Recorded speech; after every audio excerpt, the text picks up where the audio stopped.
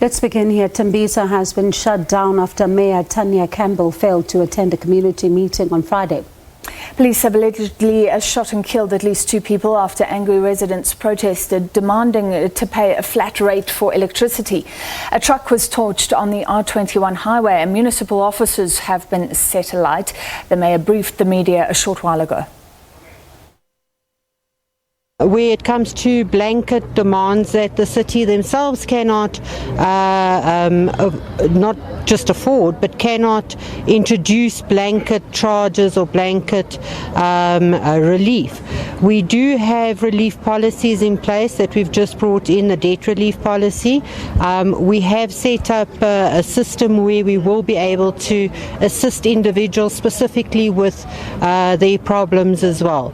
But I must say, and I do commend the committee, because their interest is for the community. There are certain elements that have come about, external elements, that has tainted their representation to the community, which is not good. Every community should have a voice, but when you've got external elements like what has happened today with riots, 2 lives lost, that is unacceptable.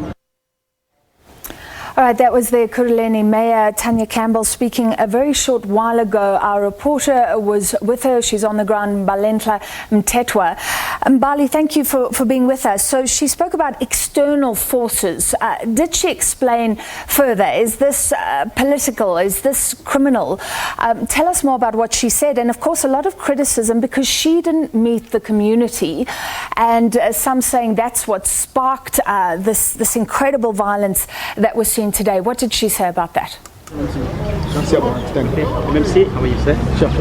Well, she feels that it's really unfortunate that 2 people have died following the violent protest that we saw in Tembisa today. Also just attributing it to a third force of sorts, but not giving clarity as to where exactly the third force is coming from, if it's just criminal elements, if there is political interference or anything. But she does believe that there's a third force that has hijacked a legitimate protest or legitimate concerns that were raised by community members. You would have seen earlier or heard earlier one of an organization rather responsible for the initial protest action which we saw last week distancing itself from today's protest, and community members coming out and saying that we decided on our own volition to go into the streets and to fight for our concerns. We heard the mayor saying that the city can no longer afford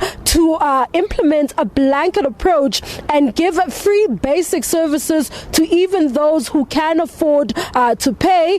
Also just encouraging residents to apply for the indigent program, which will then allow for certain or qualifying households to be able to get those free basic services. These come in the form of 100 megawatts of electricity as well as 6 kiloliters of water, something that community members have complained about, saying that it forces the bill or the rates and taxes bill up because they no longer get that. But before that, she's also made a promise and a commitment to come back to speak to community members on Friday. But until then, it's unclear if the protest action that we saw today will continue. I'm joined by the MMC for community safety. Can you please give us clarity as to what will happen going forward?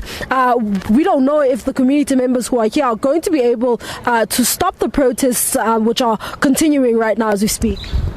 Look, we're just emerging from that particular meeting with Tembisa Community Forum.